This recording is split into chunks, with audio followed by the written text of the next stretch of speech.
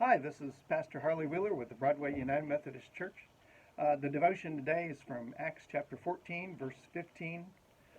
Paul is speaking to the crowd who actually were so impressed with Paul and Barnabas, they thought they were visiting gods and were going to worship them. And he says, "Man, why are you doing these things? We also are men of like nature with you, and we bring you good news, that you should turn from these vain things to a living God." Well, Paul says, we are people like you. Now you can get very impressed with some of the saints of the Bible. David slays giants. Solomon establishes a great nation.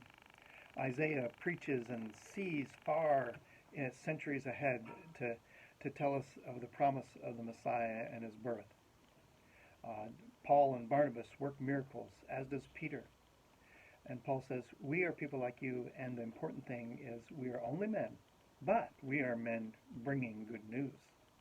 It's something to find out that somebody you thought was pretty remarkable was in many ways a person like you.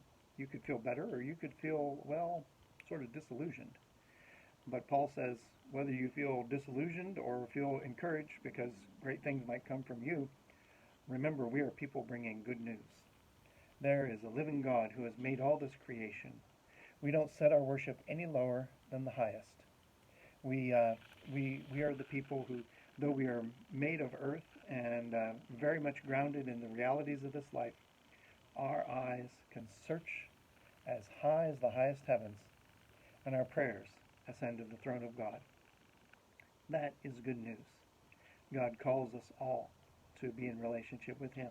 Pursue that relationship today, and be blessed.